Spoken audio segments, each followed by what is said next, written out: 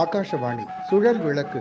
நேர்கள் கேட்கவிருக்கும் செய்தி கட்டுரை உலகின் இதயத்தை வென்ற சுனிதா வில்லியம்ஸ். எழுதியவர் என் ஹேமாவதி. வாசித்தவர் சுமித்ரா ரத்னம். நம்மை மீறிய பிரபஞ்ச சக்திகளை ஆராய்வதற்காகவும் மனிதர்களுக்கு தேவையான வளங்களை பிற கிரகங்களில் தேடும் நோக்கிலும் மேற்கொள்ளப்படும் ஆராய்ச்சியின் பிரதான அங்கம்தான் சர்வதேச விண்வெளி நிலையம். இதை வானில் மின்னும் செயற்கை விண்மீன் என்று வர்ணிக்கிறார்கள் ஆராய்ச்சியாளர்கள். அமெரிக்காவின் நாசா, ரஷ்யாவின் ராஸ்கோஸ்மோஸ், ஜப்பானின் ஜாக்சா, கெனடிய மற்றும் ஐரோப்பிய விண்வெளி நிறுவனங்கள் இணைந்து 1998 சர்வதேச விண்வெளி நிலையத்தின் கட்டுமானத்தை தொடங்கின.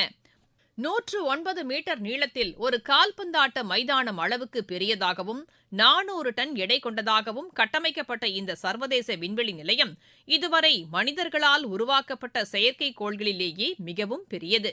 பூமியிலிருந்து சுமார் 400 கிலோமீட்டர் உயரத்தில் நிறுவப்பட்டுள்ள சர்வதேச விண்வெளி நிலையம் மணிக்கு 17,500 மைல் வேகத்தில் பயணிக்கிறது.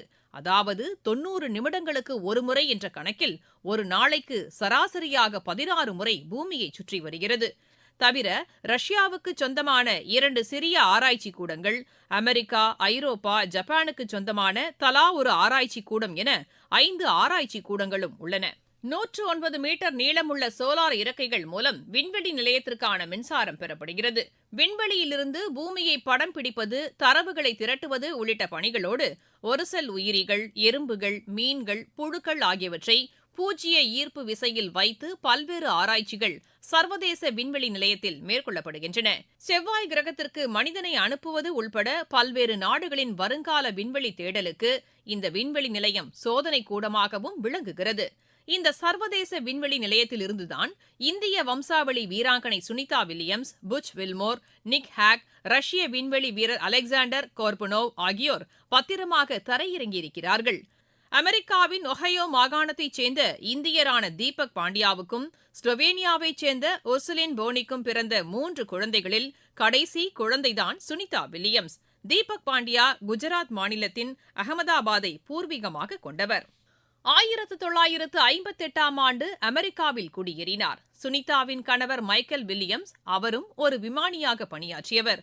சுனிதா அமெரிக்க கடற்படை அகாடமியில் பொறியியல் துறையில் முதுகலை பட்டம் பெற்றவர். அவரை 1998ஆம் ஆண்டு நாசா விண்வெளி வீரராக தேர்வு செய்தது.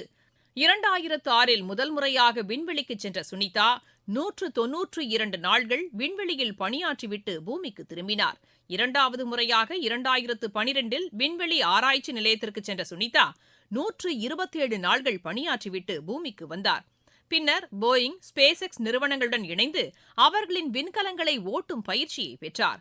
அதன் தொடர்ச்சியாக 2024 ஜூன் மாதம் 5ஆம் தேதி ஸ்டார்லைனர் விண்கலத்தை சோதனையோட்டம் செய்வதற்காக 3வது முறையாக புச் வில்மோருடன் இணைந்து 59 வயதான சுனிதா விண்வெளிக்கு சென்றார். இந்த பயணம் 8 நாள்களில் சென்று திரும்பும் வகையில் திட்டமிடப்பட்டிருந்தது. ஆனால் ஸ்டார்லைனர் விண்கலத்தில் ஏற்பட்ட வாயு கசிவு கோளாறால் சுனிதாவையும் வில்மோரையும் ஏற்றாமல் ஸ்டார்லைனர் விண்கலம் பூமிக்கு திரும்பியது. அடுத்தடுத்து ஏற்பட்ட கால தாமதங்களால் 286 நாள்கள் விண்வெளியில் தங்க நேர்ந்தது. ஆயினும் தன் மனோதிடத்தால் எல்லா சூழல்களையும் திறம்பட கடந்தார் சுனிதா. இப்படி சிறிதும் பெரிதுமாக 150க்கும் மேற்பட்ட அறிவியல் தொழில்நுட்ப பரிசோதனைகளில் சுமார் 900 மணி நேர ஆராய்ச்சியை மேற்கொண்டிருந்தார் சுனிதா.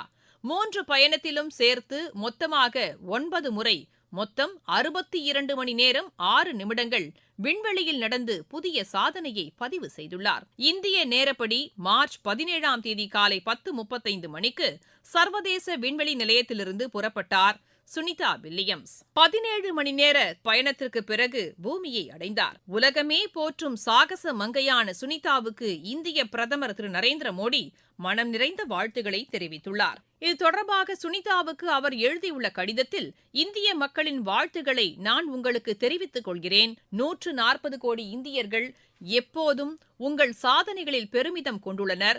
உங்கள் தாயார் போனி பாண்டியா உங்கள் வருகையை ஆவலுடன் எதிர்பார்த்து கொண்டிருக்க வேண்டும். மேலும் மறைந்த தீபக் பாண்டியாவின் ஆசிர்வாதங்களும் உங்களுடன் இருக்கும் என்று நான் நம்புகிறேன். 2016ஆம் ஆண்டு நான் அமெரிக்கா சென்றபோது உங்களுடன் அவரை சந்தித்ததை நான் மிகவும் நினைவு கொள்கிறேன். நீங்கள் திரும்பிய பிறகு இந்தியாவில் உங்களை பார்ப்பதற்கு நாங்கள் ஆவலுடன் காத்திருக்கிறோம்.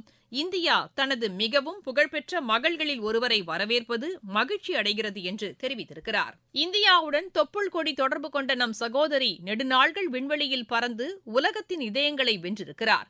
ஒவ்வொரு இந்தியரும் பெருமிதம் கொள்ளும் நிகழ்வு இது. சுனிதா உடல்நலம் மீண்டு இயல்புக்கு வரும் நாளுக்காக கோடானு கோடி வாழ்த்து பூக்களோடு இந்தியா காத்திருக்கிறது. நேயர்கள் இதுவரை கேட்ட செய்தி கட்டுரை உலகின் இதயத்தை வென்ற சுனிதா வில்லியம்ஸ்.